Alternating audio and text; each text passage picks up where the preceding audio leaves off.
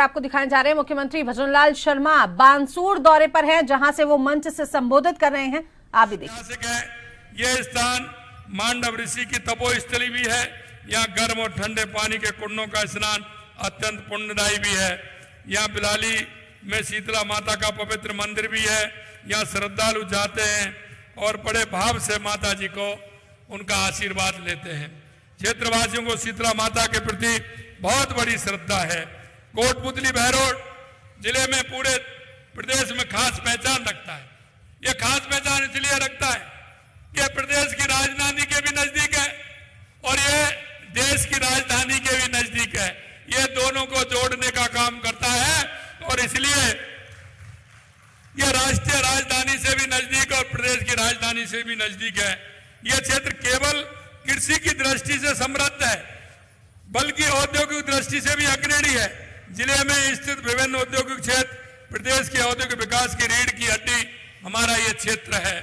यहाँ का निमराना औद्योगिक क्षेत्र देश में ही नहीं बल्कि दुनिया में पहचान रखता है। निमराना वैश्विक निवेशकों की पसंदीदा जगह है, जिसका सबसे अच्छा उदाहरण जापानी जॉन का है, जो यहाँ लंबे समय से काम कर रही है। आज कोटपुतली बहरोड निमराना में संचालित हजारों उद्योग स्थानीय आबादी को रोजगार प्रदान करते हैं, साथ ही प्रदेश की प्रगति में भी महत्वपूर्ण स्थान रखते हैं। यहाँ का उत्पादन ऑटोमोबाइल पार्ट्स, उपज में गाजर, वनस्पति में गूगल, खेल में कुश्ती और पर्यटन स्थलों में बैराठ हमारे पंचगौरव में आता है। पंचगौरव में आता है। हमारे प्रेरणा के स्रोत पंडित दीनदयाल उपाध्याय, बाबा साहब भीमराव अंबेडकर, इन्होंने जो समाज की कल्पना की है, इन्होंने अंत्योदय को जो आधार माना है, वो गरीब, महिला, बुजुर्ग उन सभी को उसमें समाहित किया गया है। और इसीलिए ये जो हमारे शिविर है हमारे किसानों के लिए समर्पित है। अभी अभी मेरे पास आए थे, उनका बंटवारे का काम हुआ। लंबे समय से बंटवारे का उनका केस चल रहा था, लेकिन शिविरों के माध्यम से हमारे बंटवारे के केस हो रहे हैं, उनको केसों को निपटारा किया जा रहा है और इसी तरह से उनके नामांतरण भी हो रहे हैं। और नामांतरण ही नहीं, रास्तों के विवाद बहुत बड़े लंबे से चल रहे हैं। मैं जानता हूं, गांव में मैंने देखा है, उनका भी निस्तारण करने का काम हमारे शिविरों के माध्यम से हो रहा है। यह शिविर बरसात के मौसम में बहुत ही उपयोगी है, क्योंकि आपने देखा है कि बरसात के मौसम में हमारे पशुओं में कई तरह की बीमारियां पैदा होती हैं।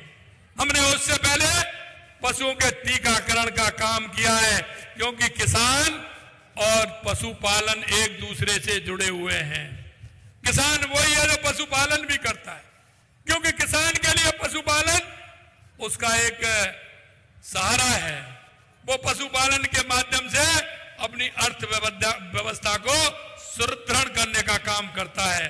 इसलिए हमारे किसान का पशु बीमार नहीं हो, उसको किसी तरह से तकलीफ नहीं हो, तो उसके लिए हमने टीकाकरण का काम किया है।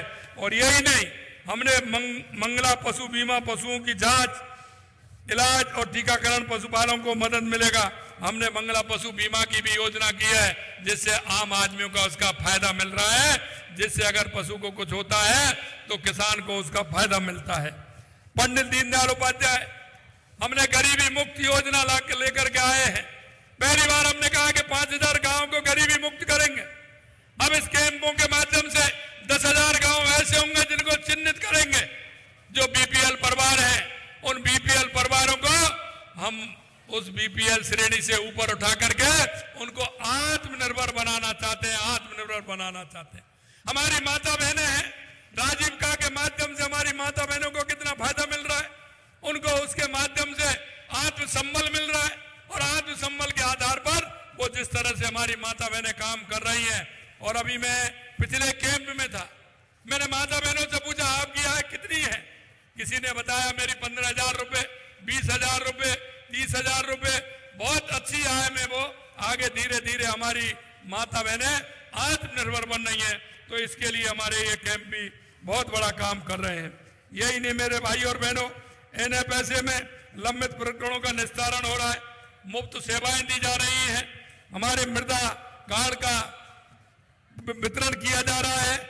यही नहीं, टंकियों की सफाई भी की जा रही है। और बारिश के समय में पेड़ की झाड़ियां बड़ी हो जाती हैं, उन झाड़ियों पर जो तार होते हैं वो तार लगते हैं तो बिजली व्यवधान होता है। उन लाइटों को ठीक किया जाए, बिजली के तार ठीक किए जाए, उन झाड़ियों को काटा जाए, ये भी मैं आपसे कहना चाहता हूँ। निश्चित रूप से यह कार्यक्रम जो हमारे चल रहे हैं, उन कार्यक्रमों में देखिए आप, कोलाहेड़ा में बाबूलाल जी को भूमि बंटवारे 20 वर्षों से अटका हुआ था, जो इस शिविर में उनको मिला है। ग्राम पंचायत मेहताबाद में लगे शिविर, लालचंद हुकमचंद बिसरान उर्मिला जी के खाते की भूमि का बंटवारा भी हुआ है। चिमनपुरा में भागीरथ और हंसराज गुर्जर का भी नामांतरण हुआ है। मैं आपको इतना कहना चाहता हूं, मैं निवेदन करना चाहता हूं कि कांग्रेस के लोग कहते हैं, आज भी कहा कि यह कैसा 1.5 साल बना 5 साल। अरे मैं तो प्रूफ आपको दे रहा हूं, मैं आपको प्रूफ दे रहा हूं। और कांग्रेस के लोगों से कहना चाहता हूं कि 1.5 साल में जो हमने काम किए हम आपको हर विषय में बता रहे हैं, आप उनका जरा जवाब दीजिए। गहलोत साहब सिर्फ ट्वीट करते हैं, वो ट्वीट करने में माहिर है, वो ट्वीट करते हैं।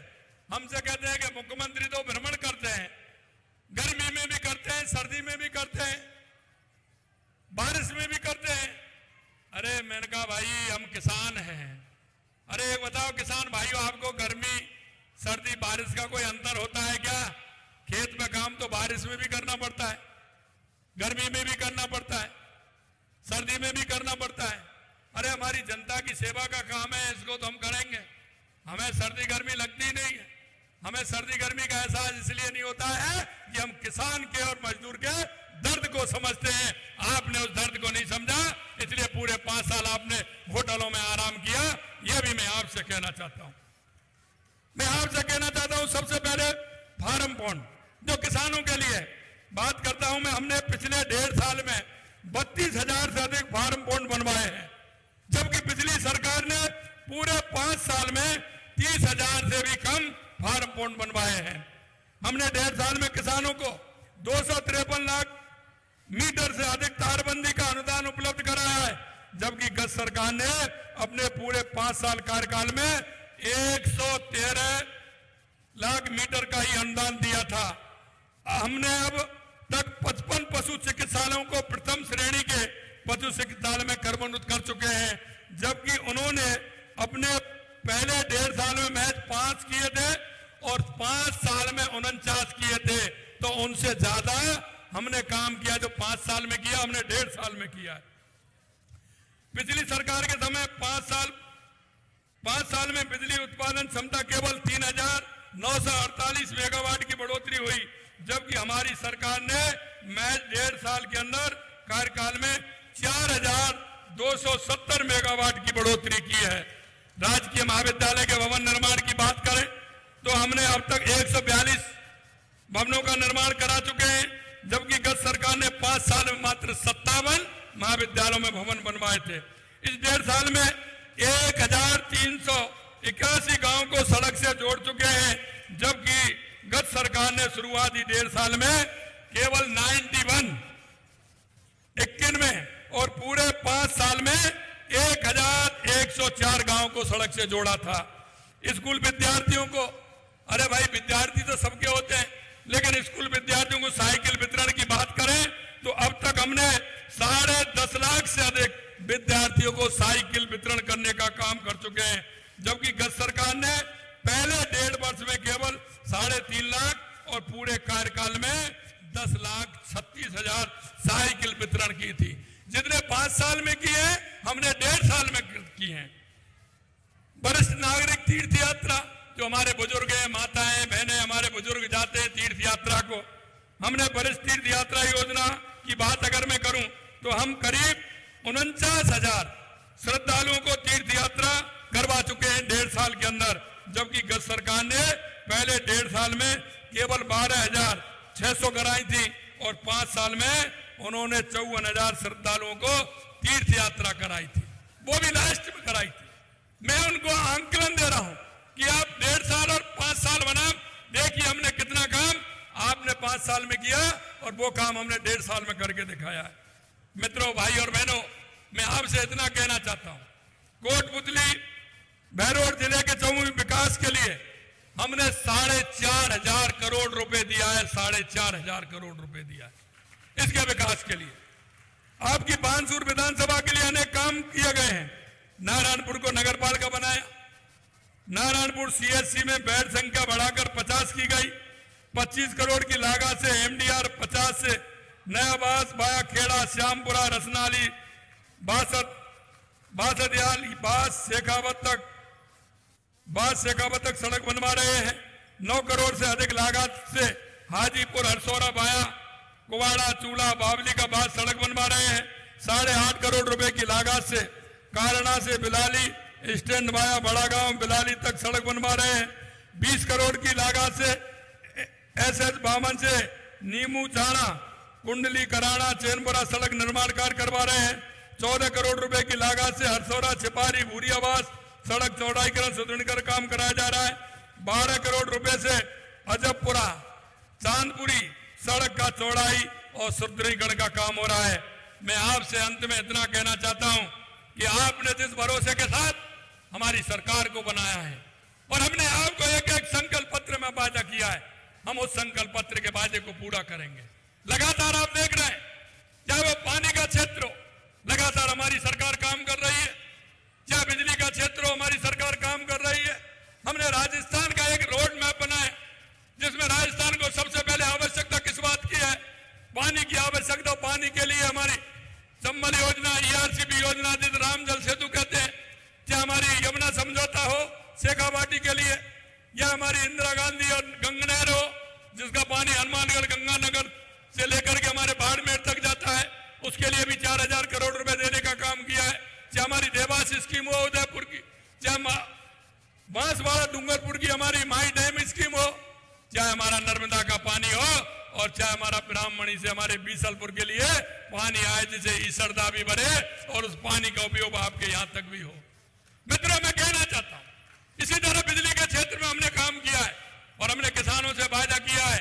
इस बार भी आपने अंतर देखा होगा, पिछले साल की बातों जिस तरह से कांग्रेस में होता था, बिजली कितनी जाती थी, उसमें भी कितना अंतर आया है। आप ही बता दीजिए कितना अंतर आया है, बिजली आप सभी को मिल रही है।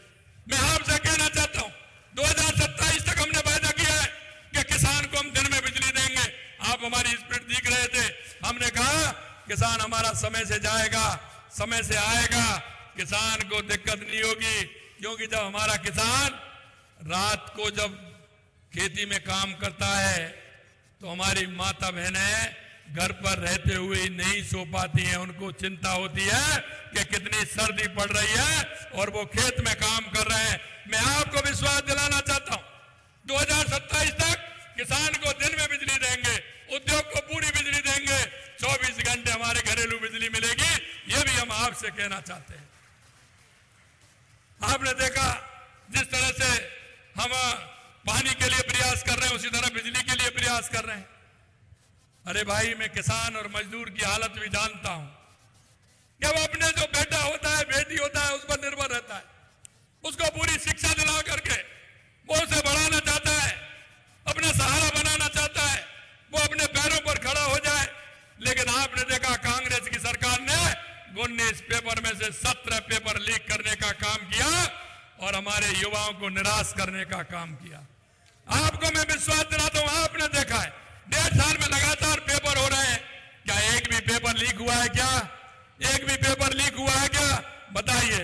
आपको यह भी कहना चाहता हूं, हमने जो